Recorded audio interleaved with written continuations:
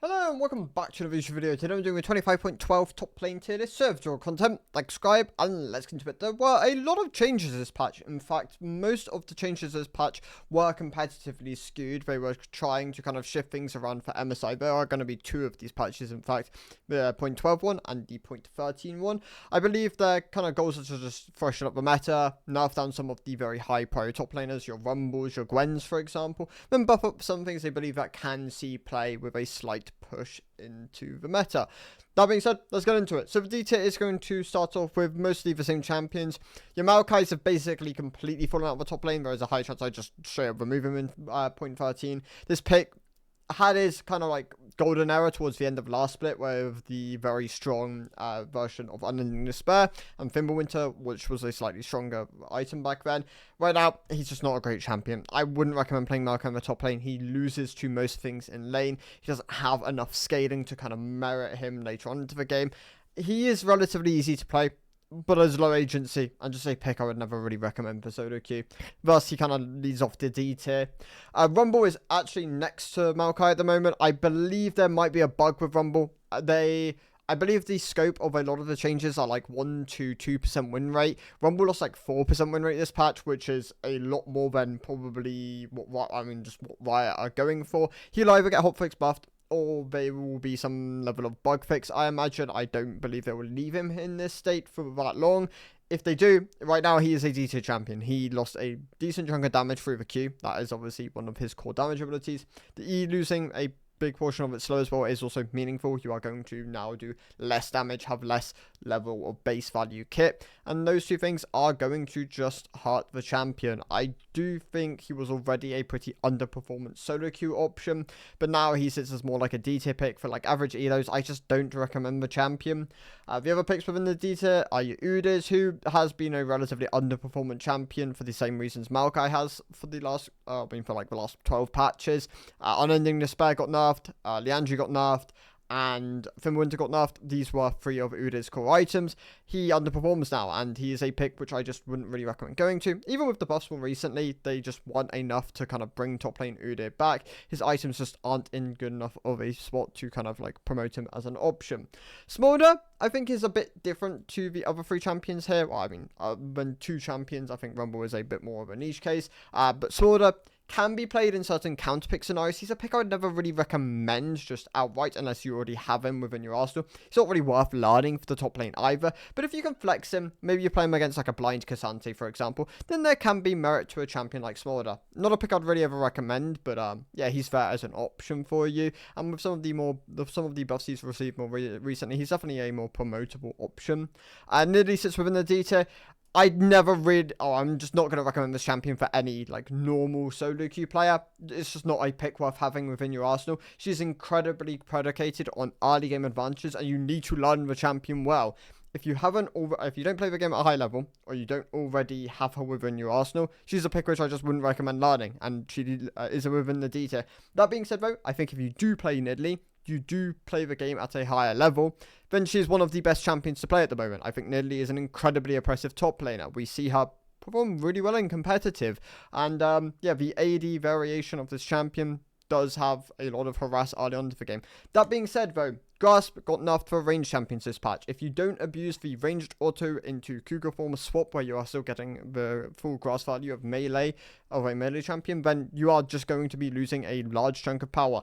Another thing you kind of need to refine with your place, and it's just a pick I wouldn't really recommend. That being said, yeah, the nerfs are going to be meaningful this patch. Like, Grasp being pretty heavily like kind of made redundant for ranged champions. That is kind of what Riot were going with the approach.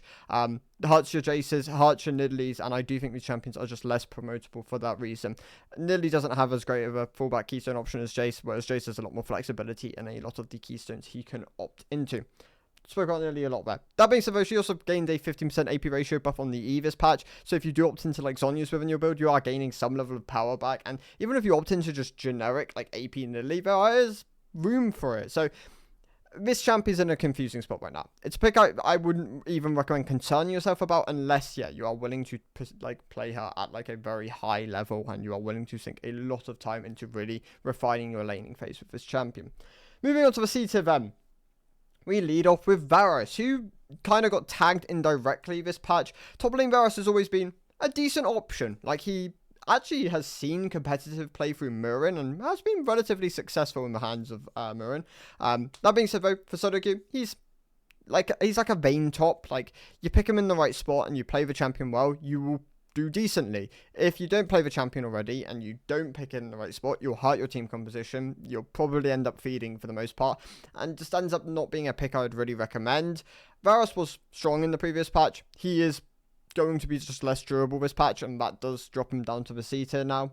Cassante remains in the C tier. Not much to say about this champion. He's been pretty heavily elite and competitive jailed for a while. He just doesn't perform that well for average play. He is one of the weakest. I mean, outside of Maokai, he is the weakest tank you can go to for solo queue. He just doesn't have as much agency. He doesn't scale as well as other options, and you're pretty predicated on just like dominating laning phase to really get the most out of this kind of a pick.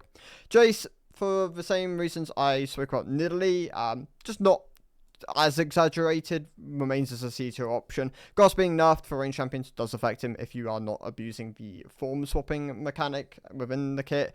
Yeah, he's still really dominant in Elite. Like, he's one of the, I believe he's like second most popular top laner after Aatrox in Elite play, and he'll continue to be. I still think this champion, if you play it really well, is one of the best top laners in the game. If you play it badly, it's one of the worst top laners in the game. And for like an average tier list, I really don't recommend Jace as an option unless you are going to sink a lot of time into him.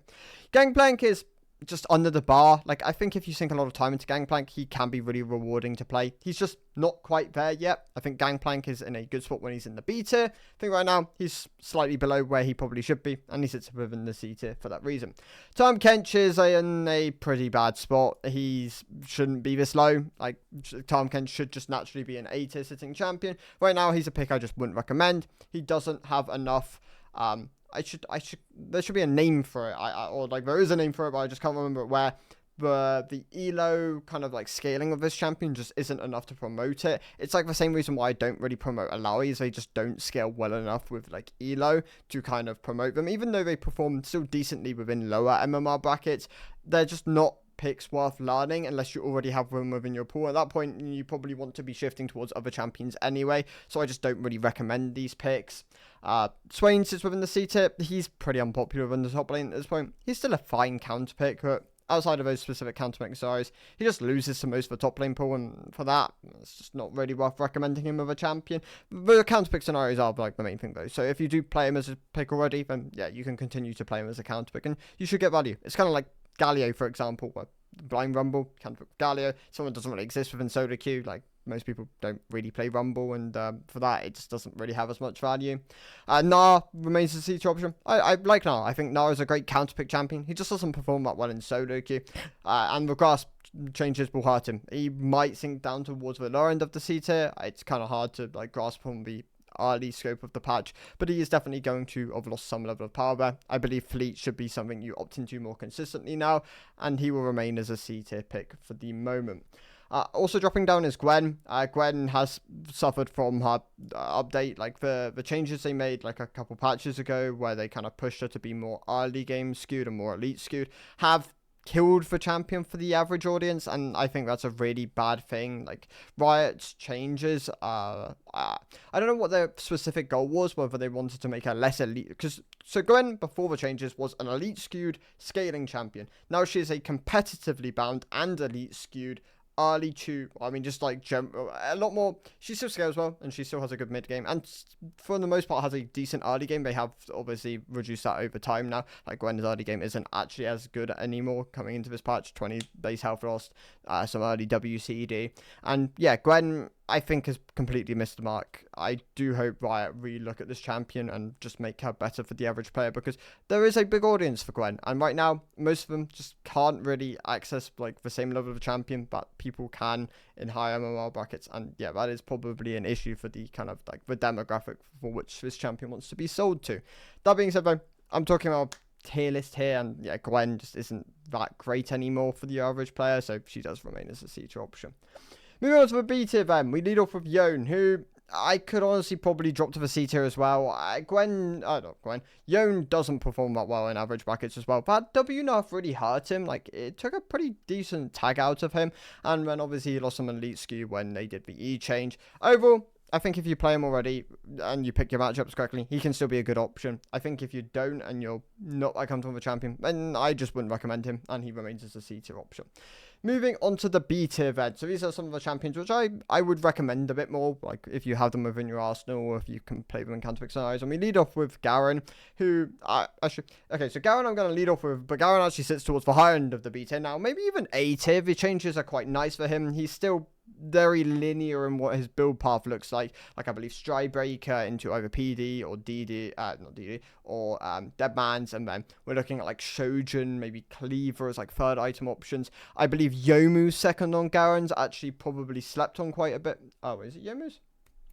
Yeah, I think Yomu's on Garen second is actually slept on. Like, I think that will probably pick up over time. There might be some lethality variations of Garen kind of popping up here and there.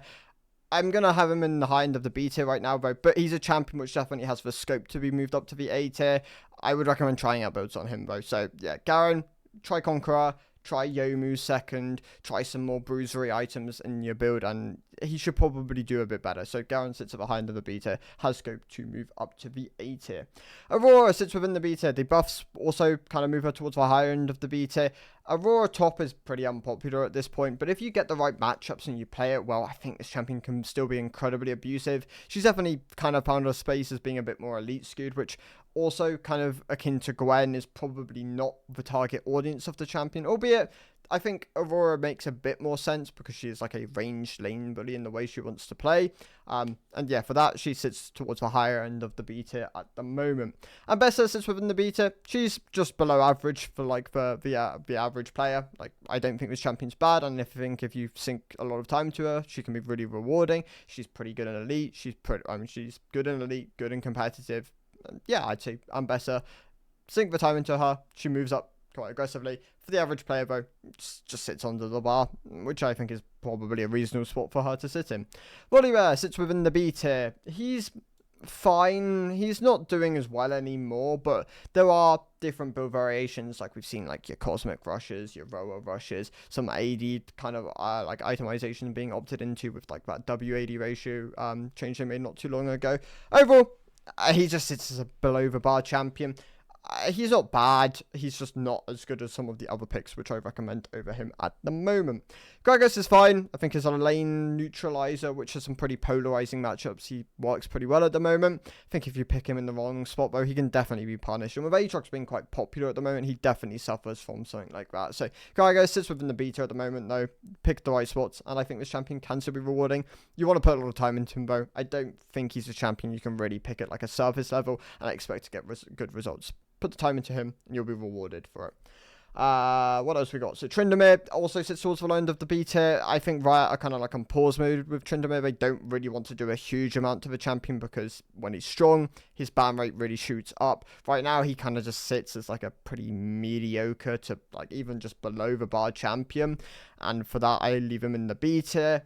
If you already play Tryndamere, I mean, you'll probably continue to play Tryndamere. If you don't, he's just a pick I wouldn't really recommend learning at the moment. Riot might have some sort of like changes they have like down the line to him because yeah, right now he's probably he's kind of in like a standby mode, if that's what you want to call it, kind of like Shyvana, I guess, for example. Vayne sits within the B tier. I think if you pick Vayne in the right spots and you play a lot of a champion, you're probably still doing pretty well at the moment. She does struggle in, like, if you just, like, consistently blind the champion or you just play her in the wrong spots. Like, this pick does require very specific game scenarios to come out and, like, really shine as a champion. Yeah, if you just blind her or like you just pick her generically, then yeah, she will suffer a decent amount. And she kind of sits as like a B2 option at the moment. You really do need to get advantages in laning phase, and oftentimes that comes from like cheese plays where you are like trading 1-for-1 on the tower and hoping that like the late wave stays like in a bad spot and you can punish the enemy top laner for something like that. Malphite. So Malphite, I actually have towards the higher end of the B tier at the moment. I think the kind of issues with Malphite still stem from his itemization just being kind of meh. That being said, though, he's an easy champion to play. He can opt into AP if needs be, and he's he's a good counter pick. Like, he's easy to play. You pick him in against like an AD champion which has been blinded, and you can usually stonewall someone well enough that you'll get value out of the champion. Is he a pick I'd recommend, like, learning? I mean, you don't really need to learn the champion, just as long as you've had a game every so often, then you could probably pick him out every so often and probably get good results. Yeah, I'd say he's a B tier champion at the moment. You could maybe move him up to the A tier if you just consistently pick him in the right spots, and even like competes. Maybe not an S tier option, but like a high A tier option if you pick him in the right spots. NASA sits within the B tier. He's pretty middle of the pack at the moment. He could honestly probably do with sitting in the A tier to kind of be promotable as an option. Right now, I'd say he's fine. If you play Nasus, you'll continue to play him. I won't really recommend him at the moment, though. I just don't think he's quite good enough for that. Ornn sits within the B tier. He's also just fine at the moment. I think the champion has obviously value for his ornaments, and his itemization isn't amazing at the moment. I think the Barmy's items are just kind of meh for a lot of champions, and yeah, right now Ornn kind of suffers from that, so he sits within the B tier.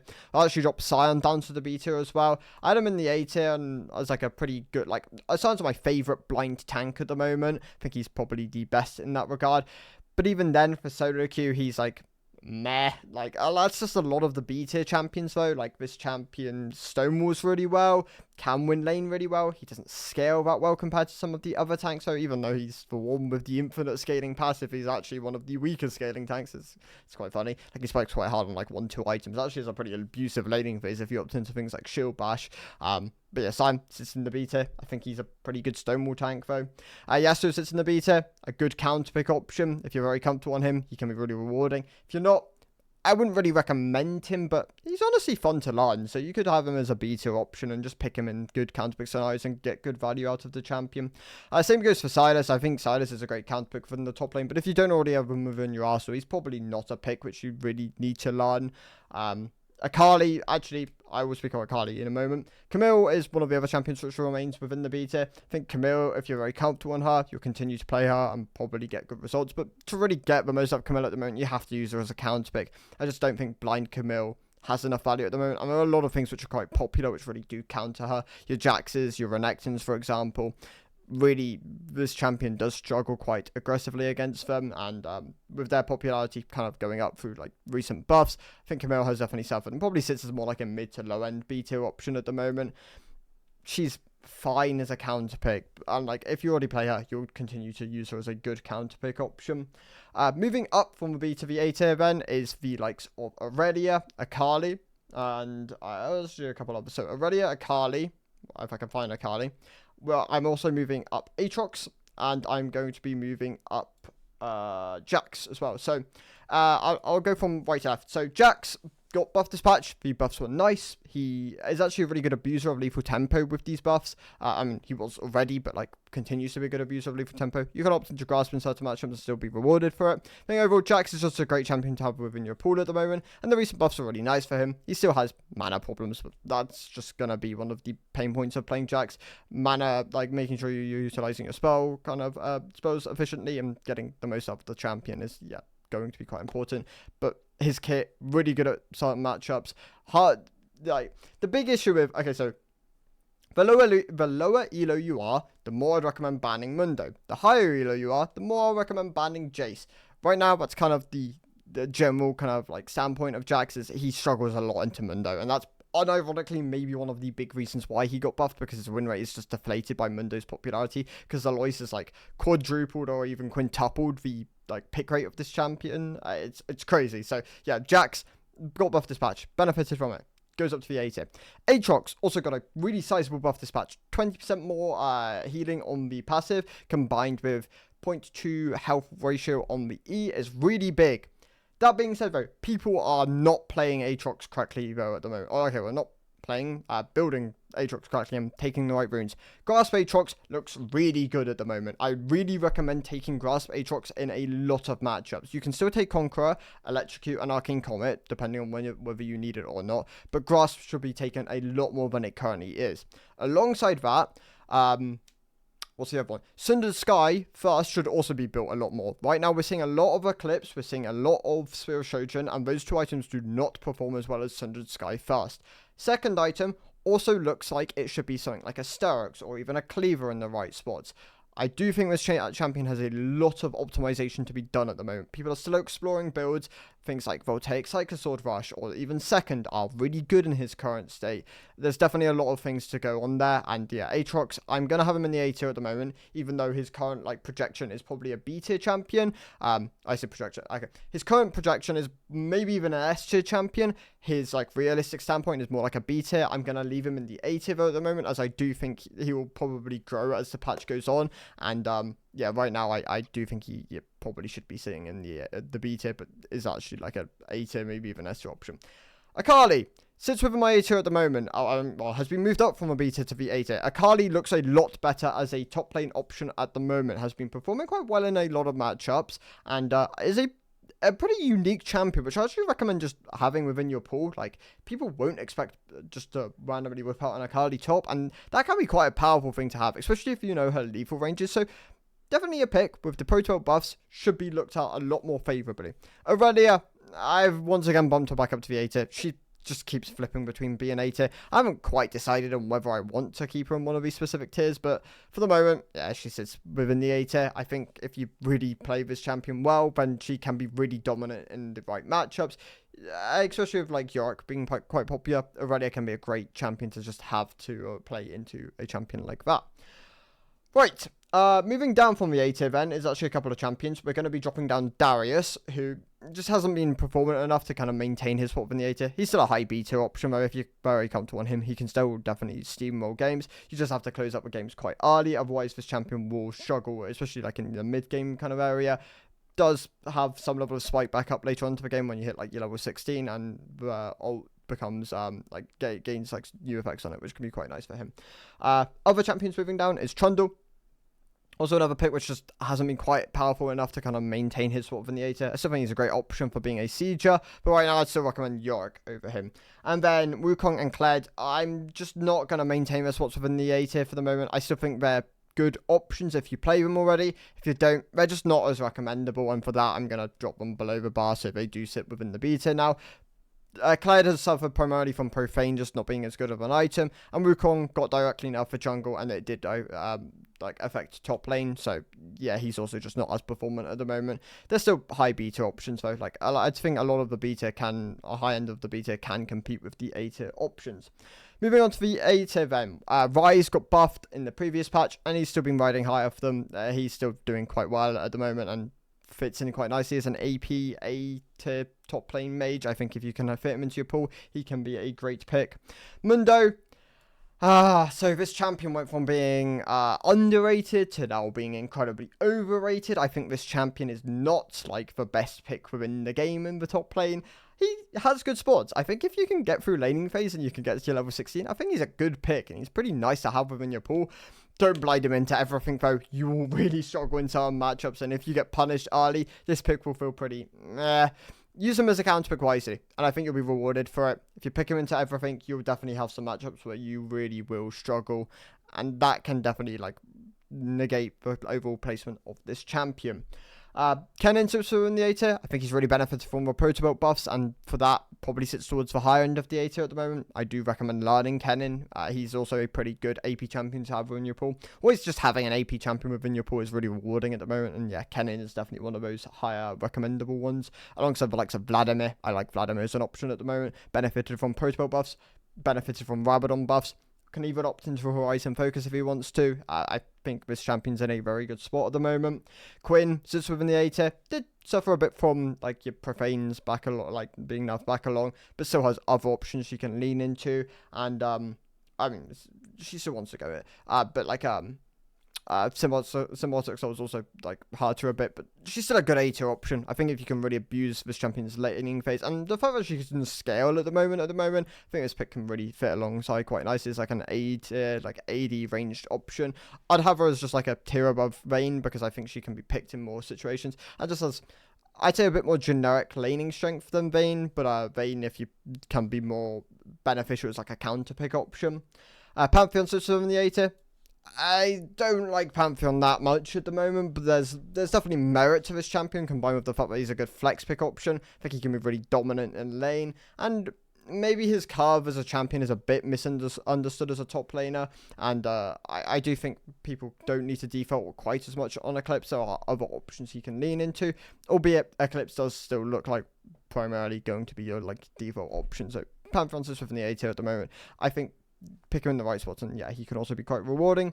The niche options which I'm keeping here are like your high middingers, your Teemos. Well, Teemo's not as niche, but like not as common the higher up you go. Heimerdinger is just a very niche champion. It kind of sits alongside like your Singes, for example. I think Singe can be... I actually have them like slightly below... I have them like towards the lower end because I do think they are niche, and that is kind of like one of the bigger merits of them, so rather than just generic power. But Singe in the right spots, incredibly powerful champion. Primarily only played by OTPs, but can be really rewarding. Same goes for Heimerdinger. In the case of Teemo, he's got great scaling. He's definitely very low elo skewed for his scaling factors, and the fact that most people just won't understand how to play against his like shrooms and like the control you can have over objectives. Big strength of the champion. Moving on from these two, or like three, Cassiopeia also kind of sits within the niche bracket at the moment. She has lost a lot of top lane popularity with those like changes to her mana cost and then like follow-up changes around it. I don't know if Riot really landed the mark with those. I think Cassiopeia just as a champion ended up a substantial amount more unpopular. Like even some of the Cassiopeia players, which I like knew already, don't really opt into the champion as much at the moment, which is probably not a good thing. Like you want a champion like Cassiopeia to be played by a lot of her audience, and if she isn't, then she's either not great or just not as enjoyable. And I think she's not as great at the moment. Like she was like an S tier like mainstay. Right now I'd say she's more like an A tier, maybe even close to B tier option. Like she just isn't as good at the moment with things like Roa and Seraphs being nerfed. So yeah, kind of sits within the like the middle of the pack at the moment. Poppy, I think, is a really rewarding champion to have at the moment. Got a lot of scaling buffs towards her kit, but can still have a very abusive early if you play it correctly, just not quite to the same extent as like the previous iterations of Poppy, which were like really dominant as support picks. Zac probably should sit towards the niche end of the A tier at the moment. I think he can be really good if you play him correctly, but I think you kind of are reliant on being like an OTP at this point. He isn't something you can just generically have within your pool and just whip out and like perform really well on. You do need to sink some time into him. He isn't quite as good as he has been in like previous iterations of the champion. Towards the higher end of the A tier, we're going to have the likes of Renekton, who I really do think is just a mainstay within your pools at the moment. This champion needs to be learned. He is in a very good spot and state at the moment. He scales relatively well compared to where he has done in the past. He's still not like a premier scaling pick, but definitely more rewarding throughout more of the game, and that is a very big strength for the champion, especially for mid to lower MMR brackets at the moment. Cho'Gath sits towards the higher end of the A tier at the moment still. Even with the armor nerfs in the previous patch, he still performs really well for like your average player. Still one of the best scaling tanks in the game, if not just outright the best scaling tank to opt into at the moment. Riven and Fiora are like your high skill, sink a lot of time into. They will really reward you champions.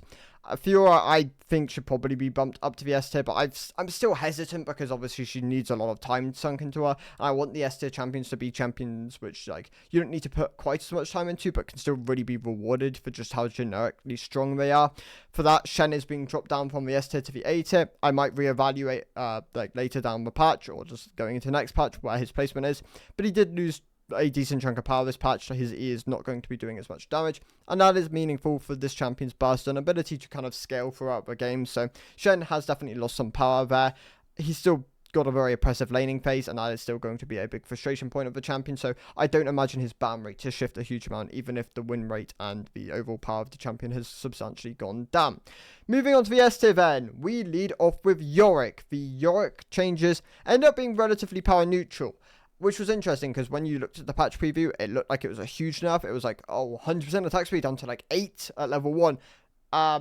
That was like written incorrectly. Like Riot actually meant to say his schools just scale 8% to 80%, I think, attack speed now, whereas like it was like 100% of his attack speed. So like if you opt into like Alacrity or like a dagger early, then you'd really benefit from it.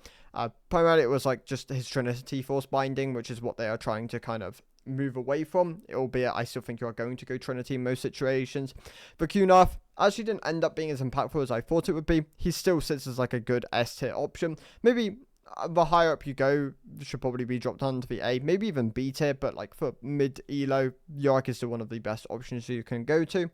Mordekaiser really benefited from his buff this patch, a 0 to 20 buff to his main and core ability for clearing waves for trading really benefits this champion. And he is back to being a very good AP option, probably the best mid-elo AP option you can go to at the moment. I really do recommend, once again, picking Mordekaiser up if you are looking to go from like gold to maybe even like diamond or master.